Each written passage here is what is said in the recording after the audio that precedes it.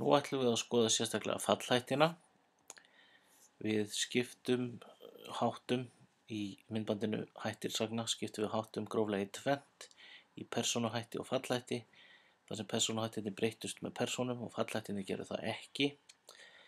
Og við ætlum að skoða núna bara fallhættina. Þeir eru falla í 3 flokka. Hver einasta sögn sem sagt er til í þessum 3 útgáfum. Fyrsta kallast nafnháttur og það er eiginlegt nafn sagnarinnar, þannig flettir maður sögnin upp í orðabók og finnur hana. Til dæmis sögnin að vera. Það er sama sögnin og þegar ég segi ég er eitthvað. Hún heitir að vera, sú sögn, að vera. Og það er mjög auðvelt að þekkja nafnháttin vegna þess að þar er sögnin með að fyrir framan og setur að fyrir framan og þá færðu upp nafnháttin. Tökur sögnina ég keypti bíl, keypti, þá segir ég bara að kaupa.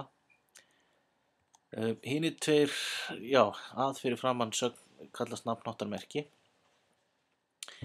Hinir 2 hættirnir eru lýsingarhættir.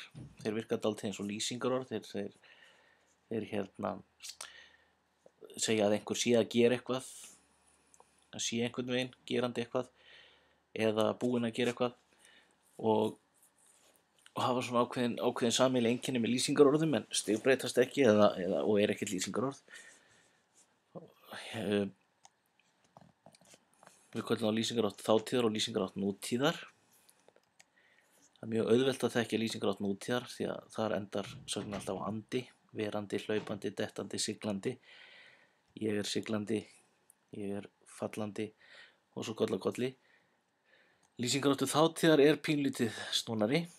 Það er svona að honum fylgja hjálparsagnir. Það eru sem sagt sögnin fær aðra sögn með sér sem styður við sögnina og við ætlum að skoða það aðeins betur. Eins og við sögum þá líkist lýsingaráttu þátíðar til lýsingarorðum og hér til dæmis er dæmi það, hann er kominn. Þarna er sögnin að koma í lýsingarhætti þátíðar og hjálparsögnin að vera stendur með. Hann er kominn er í lýsingarhætti þátíðar. Hann er grænn, hann er gulur. Þetta er alveg byggt upp eins og þegar að bætist bara lýsingarorð aftan á. Hún er komin og barnið er komið og eini fallhátturinn sem að breytist eftir því hvort þetta er hvaða kyn þetta er, hann, hún eða það er lýsingaráttu þátíðar. Hann breytist eftir kynjum. Þetta er ekki persónuháttur því það breytist ekki eftir persónum. Það er ekki fyrsta, önnur og þriðja persóna sem breytir lýsingarhættinum. Heldur er það hvort það er karlkyn, kvenkyn eða hvorugkyn. Þannig að sögnin getur verið mismunandi eftir hvað kyn það er. En einkennið er alltaf þessi hjálparsögn. Barnið er komið.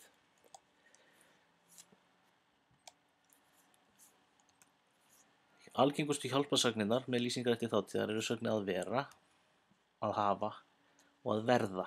Og vera og verða er sitthvor sögnin.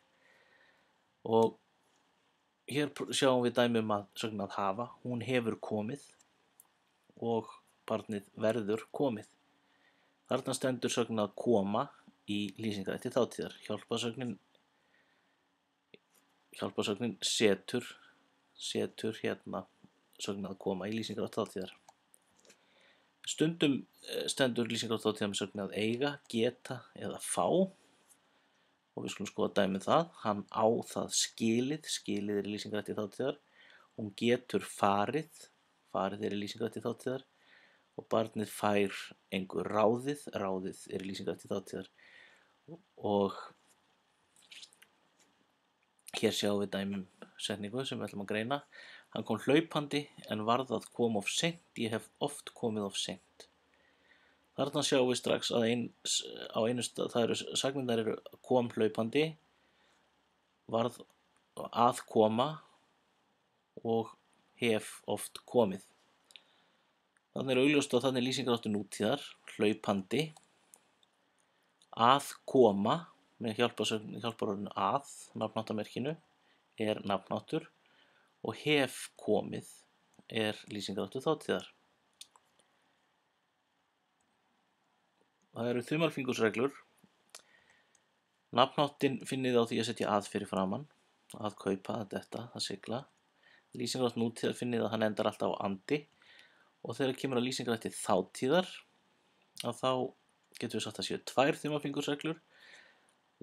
Það er sögn að vera, hann er kominn, er farinn, er dottinn og svo koll af kolli, svona eins og lýsingarorð, og síðan að setja hjálparsögn eins og til dæmis bara að hafa fyrir framann. Þá hann hefur komið, þetta, ég hef gert þetta, ég hef snúið og svo koll af kolli.